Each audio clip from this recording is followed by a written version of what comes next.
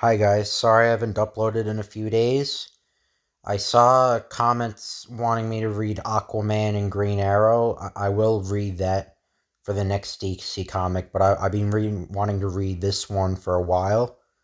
So it's Batman and the Monster Men by Matt Wagner. It's a part of the Dark Moon Rising storyline, which consisted of two miniseries. The other one was Batman and the Mad Monk. So yeah, this was number one of it. This has never been adapted into a movie or TV show. It's like kind of a retelling of Batman's early career. It's a sort of a direct sequel to Batman Year One. Every month I'm going to read a new Batman storyline. It may be only like a few, maybe like one issue or a few issues, or it might be like Batman No Man's Land. That's like 100 issues. It could be that long. So, but yeah, this is only I think 6 issues. But I'm gonna next month I will read the sequel, Batman and the Mad Monk. So Mother always said Daddy shouldn't be allowed to read his paper in the mornings. Inside, Mayor's re-election campaign gears up. Gotham Gazette. Red Hood gone? Eyewitnesses claim mystery thief falls to doom after ace chemical heist attempt foiled by run-in with vigilante Batman. By Vicky Vale, Gotham City Crime Bureau reporter. And there's two references, actually kind of three. The first is the Red Hood, who is Joker's original alias. Yeah, before he was the Joker, which was in the Killing Joke comic, one-shot comic. And there's Batman's original design from 1939, like the ears. There's a reference to Vicky Vale, who's Batman's love interest. She's most famous in the Batman 1989 movie. She was played by Kim Basinger. That's my favorite movie. And there's the Gotham Gazette, which is the Gotham newspaper in the DC world. That's kind of less of a reference, though. But yeah, in the DC world, that's the Gotham newspaper, Gotham Gazette. Goddamn criminals! Matt Wagner, story and art. Dave Stewart, colors. Rob Lay, letters. Brandon Montclair, assistant editor. Bob Schreck, editor. Batman created by Bill Finger, not Bob Kane. If you guys want to see a video, if you guys haven't heard about that, just look up how like Bill Finger created Batman. So Batman was actually created by Bill Finger. He wasn't created by Bob Kane. For months now, we've heard about this costume vigilante roaming the streets at night. She says it ruined the rest of his day. But I think he's quite impressive when he gets riled up like this. And now some petty thief gets the idea to put on a cape and a mask as well. This report says he fell into a vat of chemical waste. Thank you, Thomas. It's like something out of a tawdry crime novel, I tell you. It's not the same town you grew up in. It's not the same town I grew up in. He's a man of conviction, my father. All right. Tease me all you like. But I didn't build Madison Industries from nothing just to service a city gone mad. And I love him for it. What has happened to people's sense of decency? Left behind in the last election. Gotta run, Daddy. Doing some casework for my law degree this afternoon. You are coming to the charity ball tonight, yes? You and that elusive boyfriend of yours? I've got a yoga class at 6, so he's meeting me there. One thing about Bruce. He likes to make an entrance. See you then. So I've heard. Careful with that one, darling. I am a product of this city. My early childhood scarred by trauma and grief. The experience has honed and directed me. I now seek to make the most of my ordeals, for the benefit of others. I work tirelessly for what I see as the betterment of all mankind. To that end, I rigorously trained my body, attained its absolute peak of physical perfection. Unfortunately, there are certain genetic limitations to what I might achieve. So yeah, it sets you up to think it's Batman, but it's actually Hugo Strange. They kind of combine Hugo Strange and Dr. Death with this story because Hugo Strange creates the Monster Men like in the Golden Age comics. I should have mentioned at the beginning, I read all those Batman Golden Age comics on the channel, so if you want to check that out on the Batman playlist, if you guys would like to, you can see that if you would like to. The Batman comic playlist, but yeah, they mixed them together because they gave Hugo Strange a manservant, Indian manservant named Sanjay, and in the comics, Dr. Death had two assistants. One was like an Indian guy. I'm not sure if his name was Sanjay though, but the second one was a Russian guy. But anyway, have the subjects been fed today? Yes, Professor. It's becoming harder to keep up with their needs. Hopefully we will ease that burden this evening.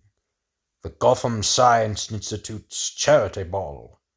A gilded gathering of the well-intentioned and the deep-pocketed. If I am to continue my work, it seems I must beg alongside the more established scientific community. In the meantime, check on the progress of our samples in incubators 4 and 5. And through my research, I hope to change that condition. So it's his physical inferiority. Yes, Professor. Dear Lord, I hate these mindlessly gaudy affairs.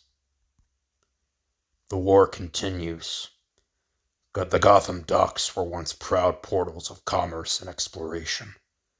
Now they are stagnant pits of corruption and vice.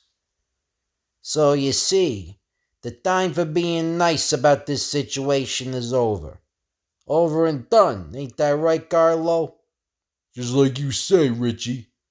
So you see, what you've experienced so far, that was me asking nice-like. Now I'm moving on to serious. Where the hell are those shipments from Thailand? I swear I don't know. The manifest didn't include any coated barrels. I swear I didn't see any. No! Oh, so you didn't see any coated barrels, even though we know they were there. Guess if your eyes are that useless, they're not much good to you anyway.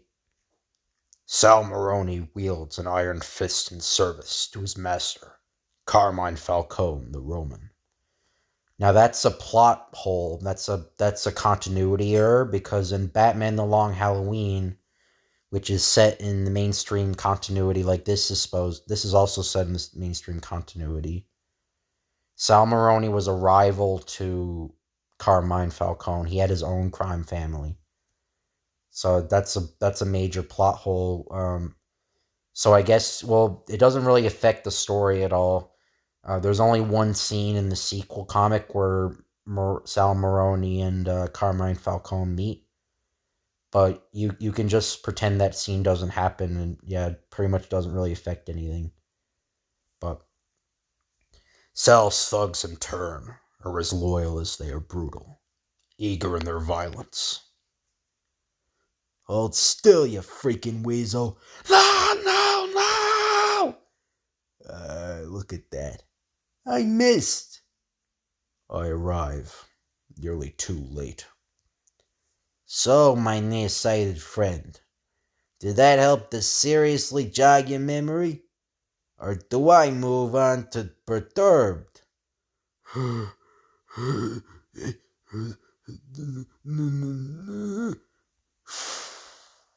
What?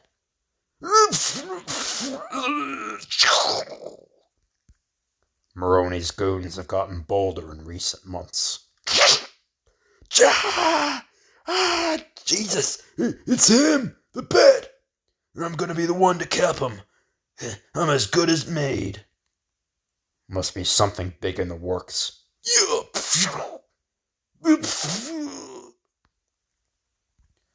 Animals like this understand one language only. Damn fuck. The very fear they so casually inflict upon others. What? No, wait. I don't know. I don't know. I'll talk, please. I talk. I swear to God. Mother of God, I swear, please, God. The tough guy lasts all of 4 minutes before he talks. No, leave me alone. The costume works, at times too well. I already told them. I don't know anything. I swear, please. Heroin. Maroney's been importing heroin, disguised as pickled fish. You're on the verge of shock stemming from your mistreatment. The police and an emergency medical team will arrive shortly. Rest assured, those who did this to you will not escape punishment.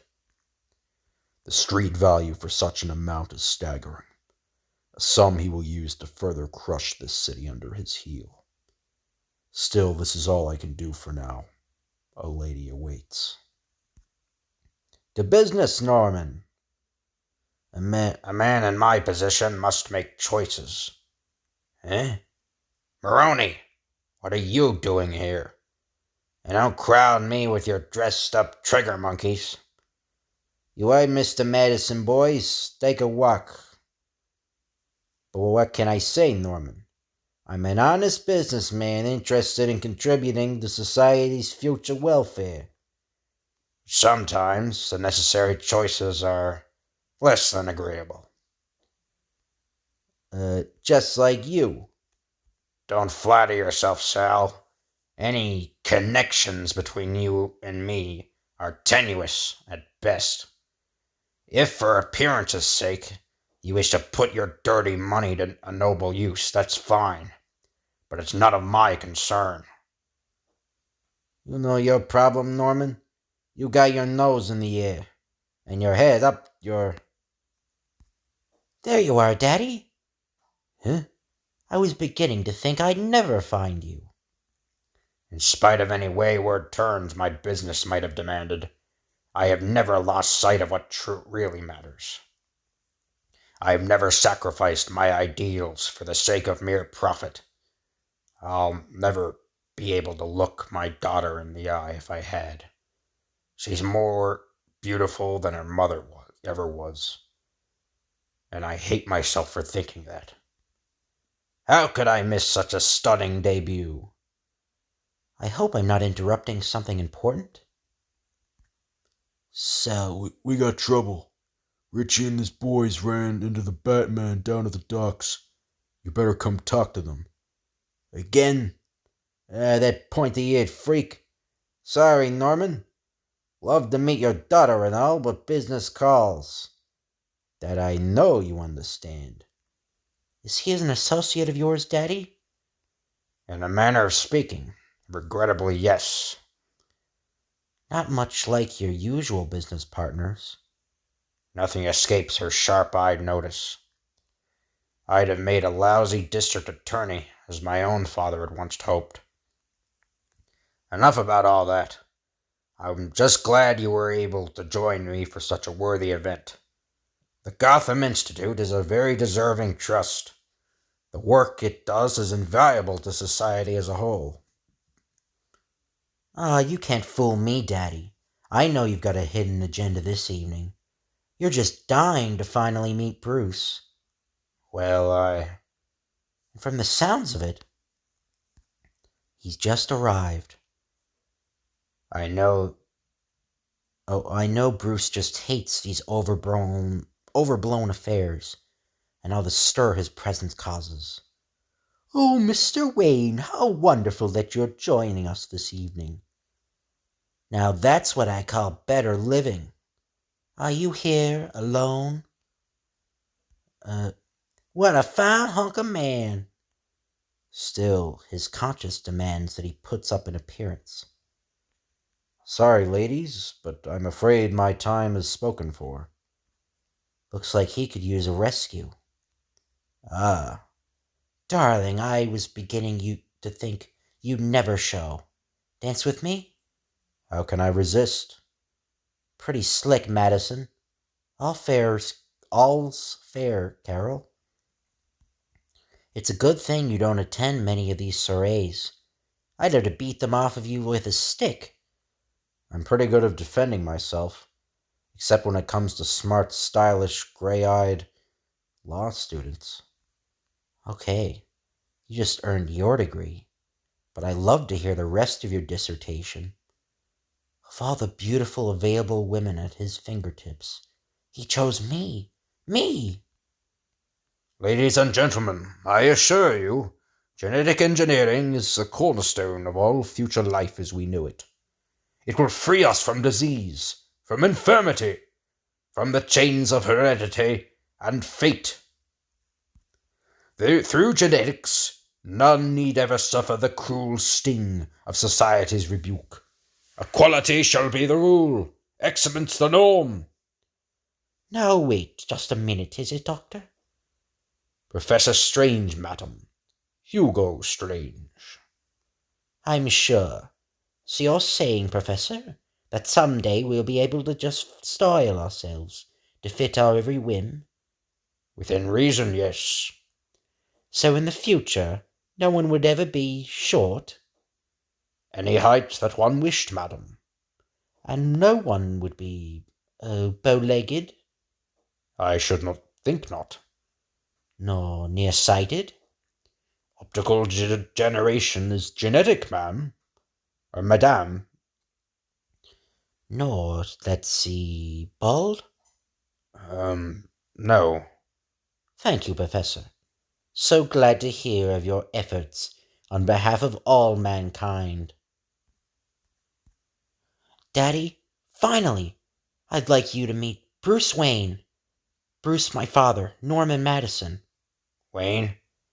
An honor, sir. Lucius Fox speaks very highly of you. Well, you know Lucius. Always a kind word for the unworthy. Daddy, you are modest to a fault, one of your many charms. If you say so, dear. Wayne, would you care for a cocktail? Bruce doesn't drink, Daddy. And besides, we're off. Don't wait up. I got my key. Nice to finally meet you, sir. Don't you worry about her, Norman. I mean, Wayne's got quite a reputation. You obviously don't know my daughter very well, Devers. She's no fool.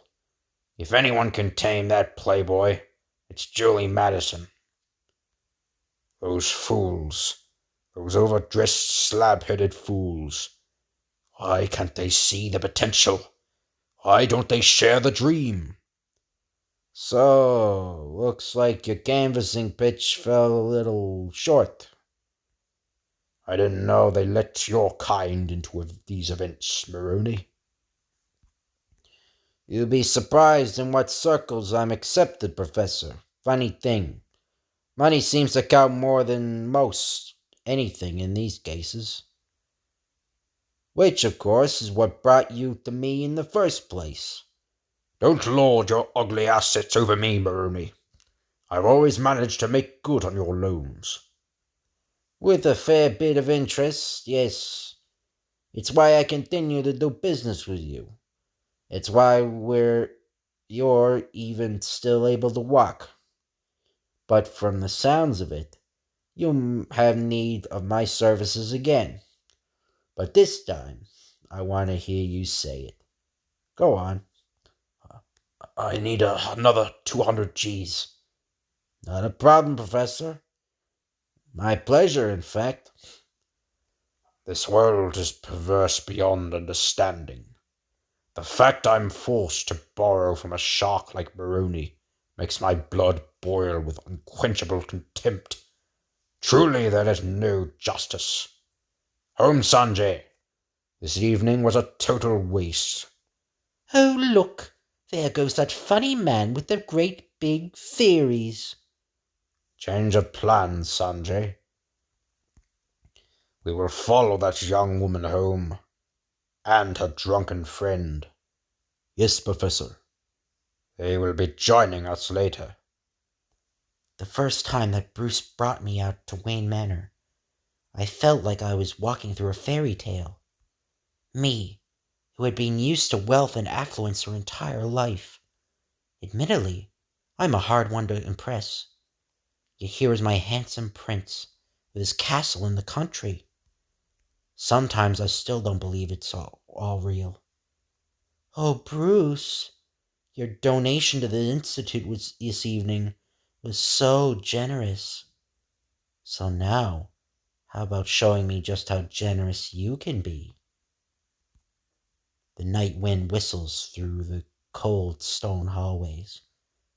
The castle now is lonely and dark. Huh? Bruce?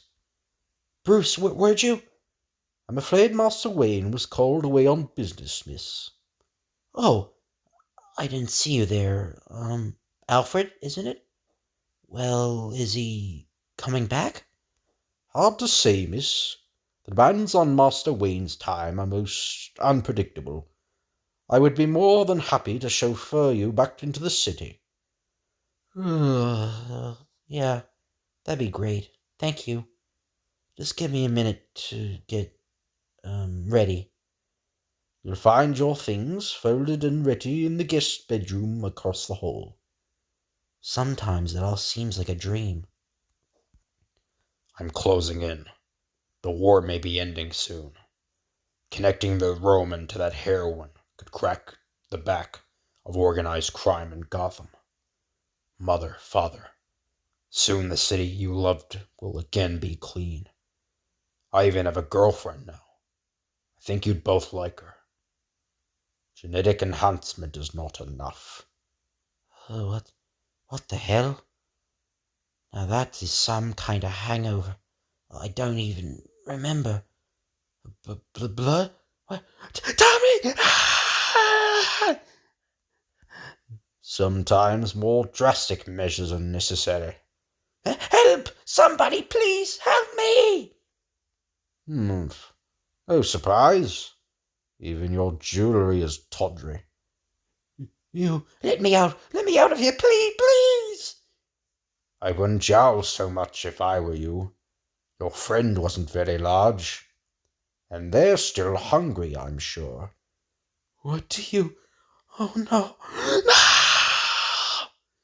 Sometimes the gene pool demands to be thinned.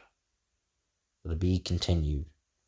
So I hope you guys enjoy this video. If you could like, comment, and subscribe, that'd be appreciated. Thank you all for watching, and I'll see you guys later.